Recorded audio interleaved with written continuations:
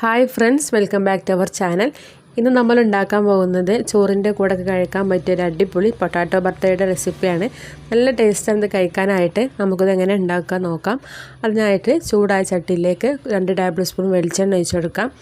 എണ്ണ നല്ല പോലെ ചൂടായി വന്നാൽ ഇതിലേക്ക് ഒരു 25ഓളം വെളുത്തുള്ളി തൊലി കളഞ്ഞിട്ട് നമുക്ക് നേരിട്ട് തന്നെ ഇട്ട് കൊടുക്കാം. കട്ട് ചെയ്യേണ്ട ആവശ്യമൊന്നുമില്ല. ഇതിലുള്ള എല്ലാ ഇൻഗ്രീഡിയൻസും നമ്മൾ വറുത്തെടുക്കുകയാണ് ചെയ്യുന്നത്. ഈ വെളുത്തുള്ളിയും കളറ് മാറി കിട്ടോളം നമ്മളൊന്ന് വറുത്തെടുക്കണം. ചെറുതായിട്ടൊന്ന് ബ്രൗൺ കളറായി വരുന്നത് വരെ നമുക്ക് വറുത്തെടുക്കണം. അപ്പോൾ ഇതാ ഉള്ളി ചെറുതായിട്ടൊന്ന് കളറ് മാറി വന്നിട്ടുണ്ട്. ഇത്രയും മതി. ഇനി ഇതൊരു പാത്രത്തിലേക്ക് മാറ്റാം.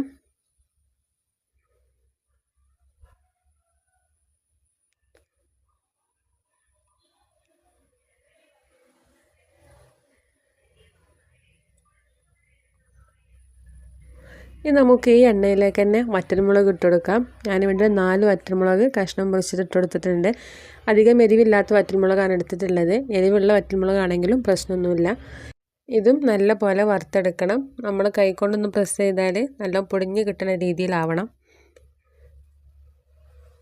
ചെറിയ ഫ്ലെയിമിൽ വെച്ചിട്ട് വറുത്തെടുക്കുക. ഹൈ ഫ്ലെയിമിൽ ഇട്ടാൽ പെട്ടെന്ന് തന്നെ കരിഞ്ഞു പോകും. അപ്പോൾ അതാ മുളക് നല്ലപോലെ മൊരിഞ്ഞ് കിട്ടിയിട്ടുണ്ട്. ഇനി നമുക്ക് ഇതും കൂടി ആ പാത്രത്തിലേക്ക് മാറ്റി കൊടുക്കാം.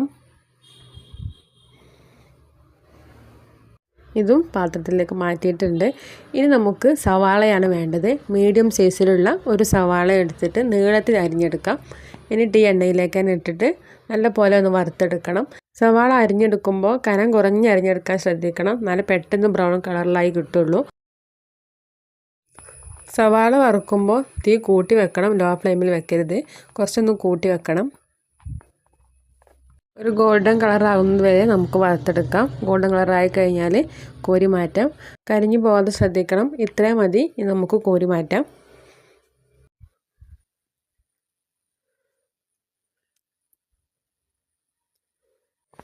ഇനി നമുക്ക് വേണ്ടത് ഉരുളക്കിഴങ്ങാണ്. ഒരു മീഡിയം സൈസിലുള്ള ഉരുളക്കിഴങ്ങ് ഇതേപോലെ കട്ട് ചെയ്തിട്ട് പുഴുങ്ങിയെടുത്തതാണ്. അതും 2 തക്കാളിയും കൂടി കട്ട് ചെയ്തിട്ട് തിരിച്ചും മറിച്ചിട്ടിട്ട് ഒന്ന് മൊരിച്ചെടുക്കണം. മീഡിയം സൈസിലുള്ള 2 തക്കാളിയാണ് എടുത്തിട്ടുള്ളത്. തീ കുറച്ചൊന്നും വെക്കണ്ട. ഹൈ ഫ്ലെയിമിൽ തന്നെ വെച്ചിട്ട് നമുക്ക് ചെയ്തെടുക്കാം. ഒന്ന് മറിച്ചിട്ടെടുക്കാം.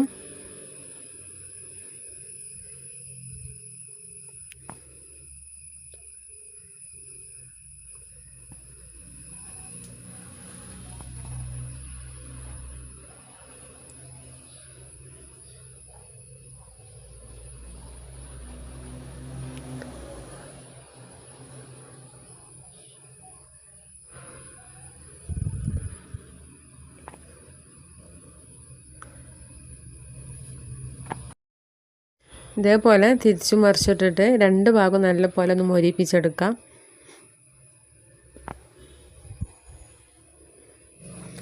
ഇപ്പോൾ റെഡി ആയിട്ടുണ്ട്. ഇനി നമുക്ക് തക്കാളിയുടെ മുകളിലത്തെ തോലൊക്കെ ഒന്ന് ഊരിയെടുക്കണം. ബാക്കിയുള്ള എണ്ണയിലേക്ക് കുറച്ച് കറിവേപ്പിലയും കൂടി വറുത്തെടുക്കാം. നല്ലോണം മുരിഞ്ഞ് കിട്ടോളം ഒന്നും വറുത്തെടുക്കേണ്ട ആവശ്യമില്ല. ചെറുതായിട്ടൊന്ന് ഇളക്കിയെടുത്ത് കോരിയെടുക്കാം.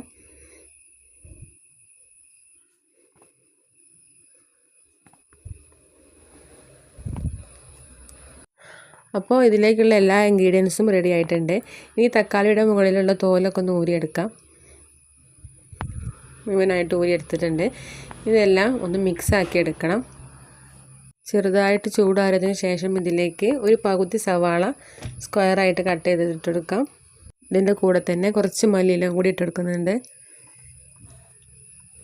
കുറച്ച് ഉപ്പും കൂടി ചേർത്ത് കൊടുക്കാം. ഇനി കൈ നല്ല പോലെ കഴുകിയതിന് ശേഷം ഇതൊന്ന് മിക്സാക്കി എടുക്കണം. സ്പൂൺ വെച്ചിട്ടൊന്നും മിക്സാക്കി എടുക്കരുത്. കൈകൊണ്ട് തന്നെ മിക്സാക്കി എടുക്കുക. ഇതിൽ ചേർത്തിട്ടുള്ള വറ്റൽമുളകൊക്കെ നല്ല പോലെ പൊടിഞ്ഞ് തന്നെ കിട്ടണം. കൈ കൊണ്ട് പ്രസ് ചെയ്താലേ അതേപോലെ പൊടിഞ്ഞ് കിട്ടുള്ളൂ.